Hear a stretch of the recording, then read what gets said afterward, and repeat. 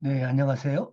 이번 시간에는 그룹 메커니즘으로 넘어가서 팀의 유형과 상호 적의 보존성에 대해서 살펴보도록 하겠습니다. 오늘 살펴보려고 하는 팀의 특성과 다양성이라고 하는 주제가 있는데 여기가 바로 팀의 유형과 팀의 어, 그런 상호 의존성에 대한 얘기인데요. 이 주제를 살펴본 다음에 팀에 대해서는 한 번 더 살펴볼 기회가 있을 거고요. 이런 팀에서 일하는 팀의 어떤 팀에서 일하고 어떤 팀이 여기 갖고 있는 상호 의존성에 따라서 구성원의 직무 성과나 조직 몰입이 어떻게 영향을 받는지에 대해서 살펴보도록 하겠습니다. 오늘 먼저 살펴볼 순서는요. 간단하게 팀에 대해서 먼저 정의를 내려보고요. 그리고 팀에는 어떤 유형이 있는지, 그리고 팀이 가장 갖고 있는 중요한 특성 중에 하나가 팀원들끼리 상호 의존성이라는 내용인데 이 내용이 어떤지 살펴보고 그 다음에 다음 수업에 대해서 안내한 순서로 진행하도록 하겠습니다. 먼저 팀을 정의를 해보면요. 팀에 대해서도 다양한 정의가 있지만 대표적인 정의는 다음과 같습니다. 팀이란 공통의 목표를 달성하기 위해 상호 의존적으로 작업하는 2명 이상의 사람들로 구성된 그룹이라고 정의할 수가 있습니다. 여기에 이제 팀에 대한 정의에 크게 세 가지의 핵심적인 정의 요소가 있는데 그 첫 번째가 뭐냐면 구성이 2명 이라는 얘기입니다. 그래서 통상적으로 우리가 한 명이 일을 할 때는 이를 팀이라고 부르지 않는다는 거죠. 그래서 팀이라고 부를 때는 함께 일하는 사람들이 있고 그 사람들이 최소한 2명 이상이어야 된다라는 거고요. 두 번째 개념이 상호 의존이라는 건데 2명이 일을 하더라도 서로 각자 일을 하고 이 사람이 서로 그 의사소통을 하면서 서로에게 서로를 의지하면서 일을 하지 않으면 힘이라고 부르지 않는다는 겁니다. 그래서 이게 상호 의존이라는 의미가 상당히 중요한 건데, 뭐, 2명이 모여 있더라도 각자 자기 일만 하고 서로 간에 상호작용이 없거나 이렇게 되면 또 팀이라고 할 수가 없다라는 거죠. 그리고 세 번째의 특징이 뭐냐면 이제 그 팀으로 2명이 이상의 상호 의존을 할 때는 그 사람이 공통으로 달성하고자 하는 목표나 목적이 있다라는 겁니다. 그래서 공통의 목적이나 목표가 있기 때문에 이 사람들이 상호 의존해서 일을 하는 거고, 그리고 이 공동의 목적과 목표가 크기 때문에 혼자서 달성할 수가 없기 때문에 2명이 하나의 팀이 되어서 이제 일을 하는 거. 이게 팀에 대한 정의라고 볼 수가 있습니다. 우리가 팀이라고 얘기하는 것과 그룹으로라고 부를 때에 좀 차이가 있는데요. 그래서 어떻게 보면은 그룹은 참 생각 큰 개념이고 팀은 특수한 형태의 그룹이라고 이제 볼 수가 있습니다.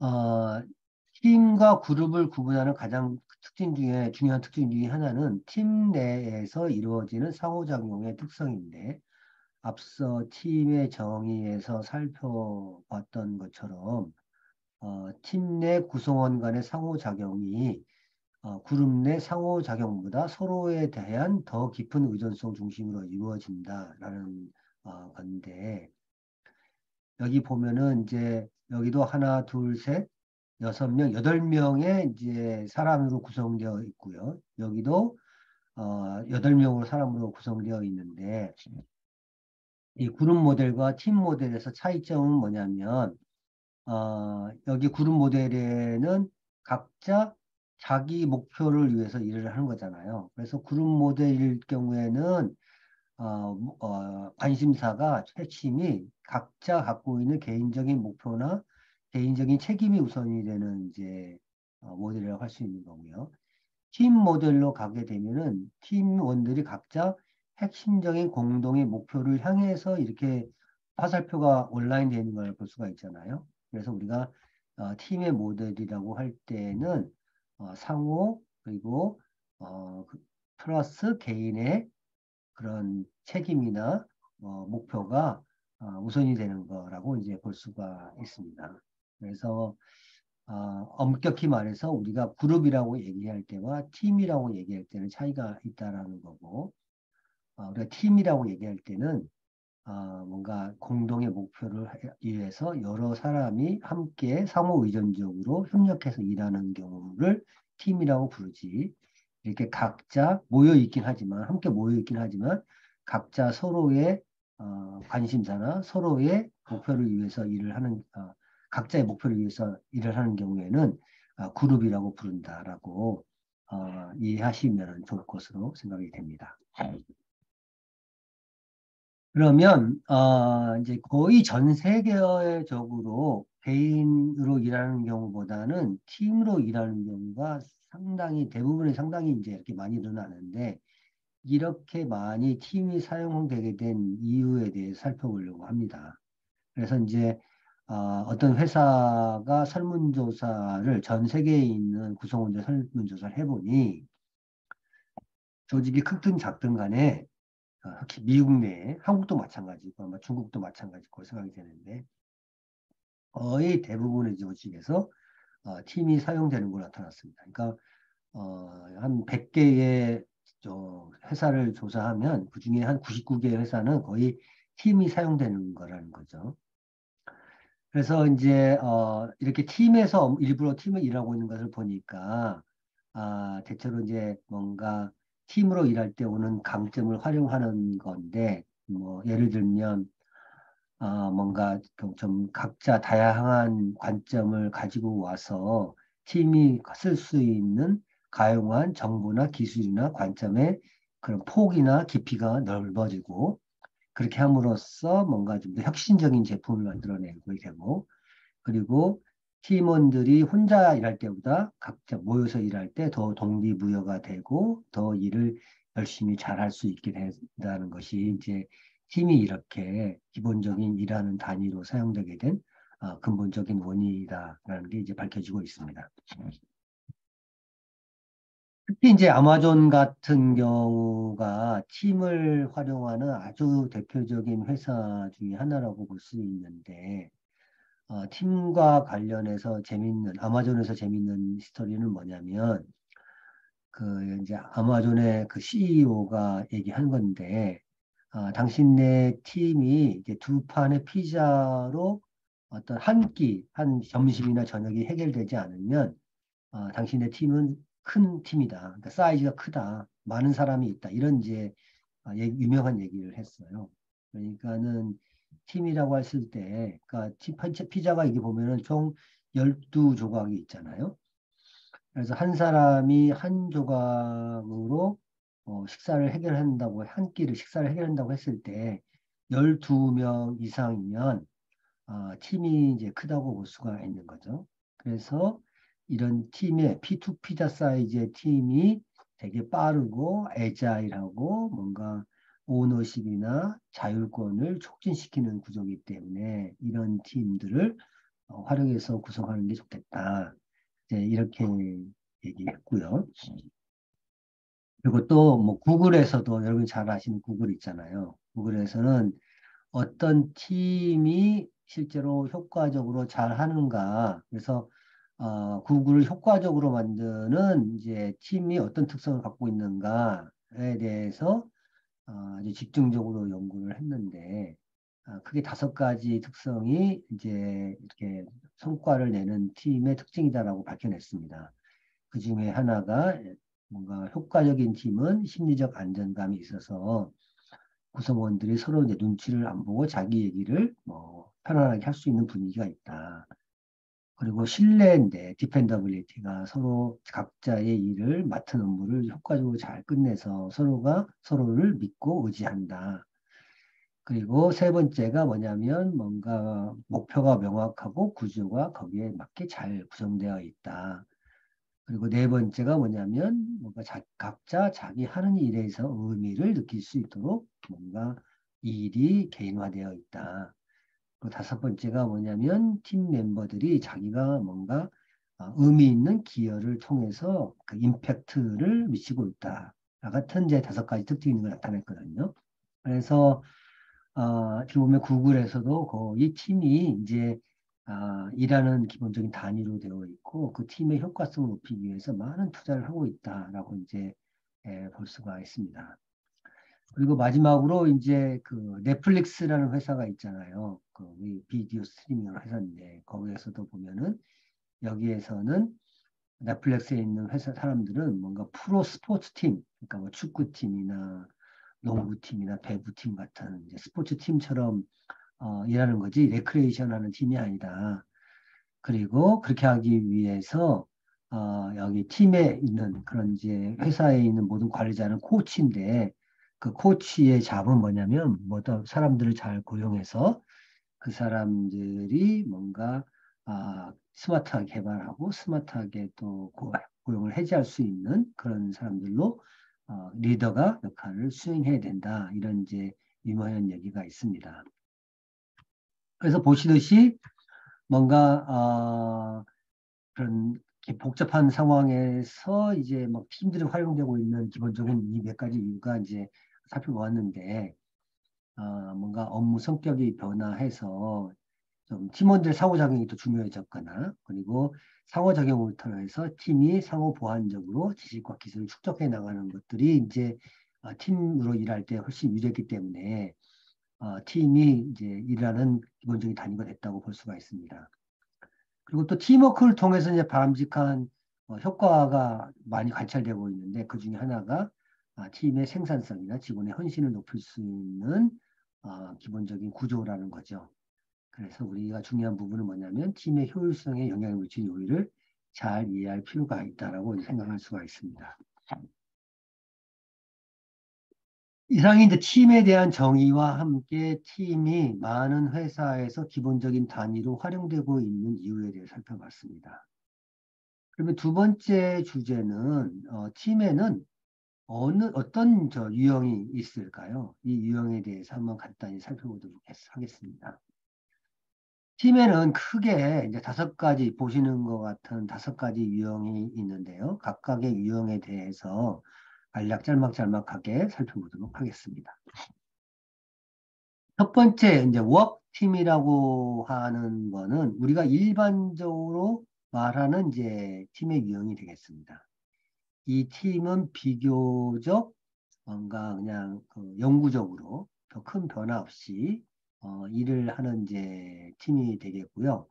이 팀에 만들어서 이용하는 기본적인 목적은 어떤 상품을 생산하거나 서비스를 제공해서 하는 것이 목적이고 대체로 일반적으로 팀원이 풀타임으로 파타임으로 왔다 갔다 하는 게 아니라 풀타임으로 업무를 수행하는 팀이라고 이제 볼 수 있습니다. 그래서 팀이 한번 만들어지면 지속하는 그런 거를 라이프 스팬이라고 하는데 생명주기라고 하겠죠. 이게 계속 길고, 그러니까 한번 워크팀이 만들어지면 해체되거나 그러는 게 단기간에 이루어지는 거라기보다는 오랫동안 이제 지속된다는 의미고요.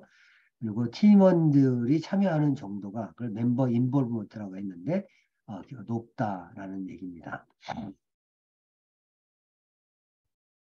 두 번째 팀 유형이 이제 매너지먼트 팀이라고 이제 부르는 건데, 이것도 이제 라이프 스페인이 길고, 그 다음에 팀 멤버의 인볼먼트는 하이라기보다는 중간 정도라고 하는데, 이 팀의 특징은 뭐냐면, 실제로 서비스나 제품을 생산하는 게 워크팀이라면, 이 팀은 이제 관리팀이잖아요. 그래서 이제 회사의 경영자, 그러니까 CEO나 경영자로 구성된 팀인데 이 사람들은 일을 뭐 직접 제품을 생산하고 서비스를 제공하기보다는 이제 조직 전체 관점에서 주요한 경영 의사결정을 내리고 실제로 설정한 방향이나 목표대로 가고 있는지를 주기적으로 체크하고 벗어나 있다면 뭔가 원래대로 돌리는 등의 이런 관리 작업을 하는 이제 팀이라고 볼 수 있습니다. 여기 탑 매니지먼트 팀이라고 되어 있는데 이게 뭐냐면 CEO와 CEO에게 직접적으로 보고하는 임원으로 구성되어 있는 팀이거든요. 이 팀이 매니지먼트 팀의 대표적인 예가 되겠습니다. 그래서 조직의 하위 단위들이 조직들이 있을 텐데 그 조직의 활동을 조정하는 책임이 이 매니지먼트 팀의 기본적인 만들어진 목적이라고 할 수 있습니다. 이 팀은 비교적 생소할 거라고 생각이 되는데 패러렐 팀, 그러니까 병행팀이라는 건데 어떤 중요한 이슈에 대해서 레코멘데이션, 그러니까 뭔가 솔루션을 제공하기 위해서 다양한 직종의 구성원으로 구성되어 있는 팀인데, 예를 들면 이제 제조기의 생산 프로세스와 병렬해서 실행하는 거라고 볼 수 있거든요. 그래서 이 패러렐 팀에는 생산 제조의 R&D, 구매, 유통, 물류, 영업 등에서처럼 생산 프로세스 관련된 다양한 기능에서 사출된 사람으로 구성되어 있는 팀인 거죠.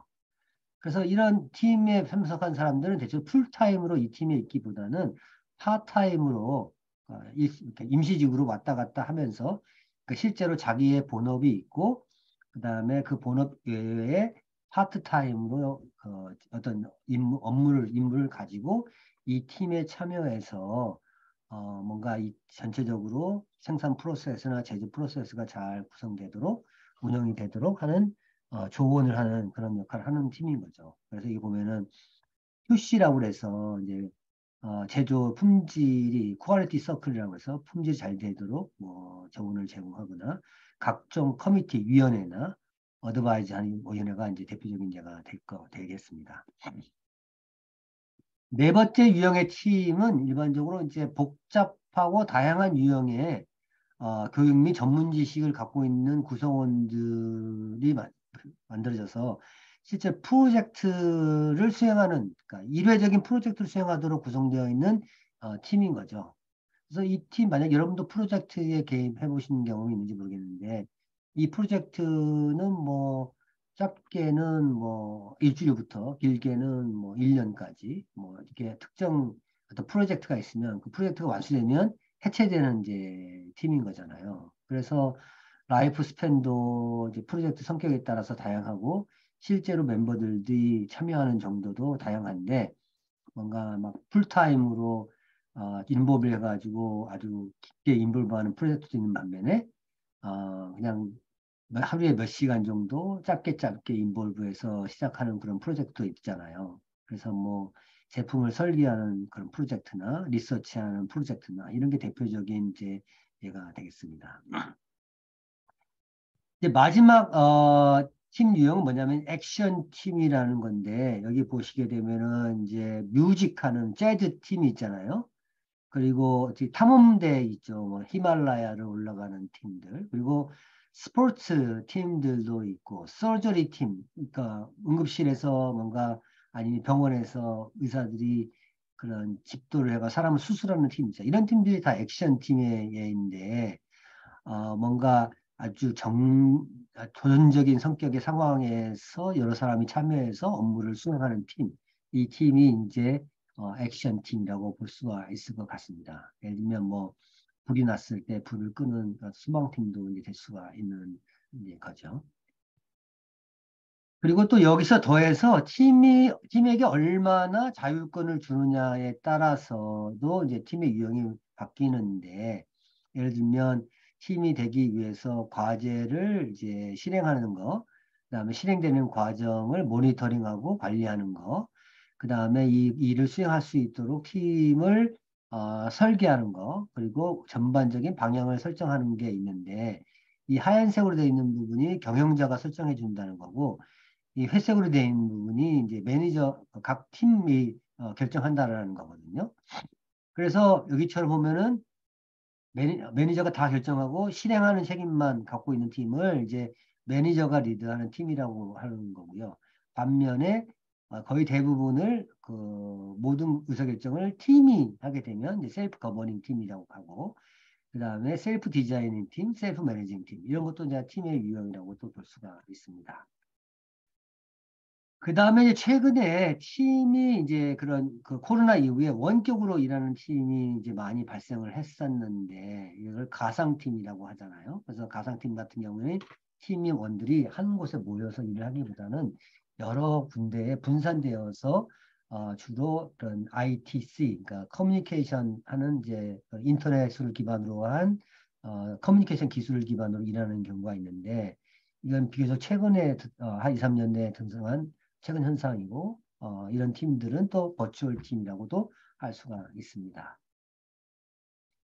그리고 가상성 이외에도 어떤 팀은 팀이 이제 어떻게 발달해 나가느냐에 따라서도 특징이 되어 있는데 1년에 이렇게 형성이 되어서 뭔가 갈등의 시기를 경험하다가 어느 정도 방향을 찾고 실제로 수행하고 그다음에 헤어지는 이런 좀 연속된 과정을 거쳐서 팀이 개발하는 경우도 있지만 그렇지 않고 형성된 다음에 거의 아무 일도 안 하다가 갑자기 뭐 중간 시점을 지나면서 뭐 일을 해가지고 끝내는 이제 그런 팀도 이제 있는 것처럼 팀 내에서 유형 내에서도 다양한 어떤 변동이 있을 수 있다라고 이제 볼 수가 있을 것 같습니다. 여기까지가 첫 번째 비디오의 내용이고 다음 비디오 내용에서는 팀의 상호 의존성에 대해서 살펴보도록 하겠습니다.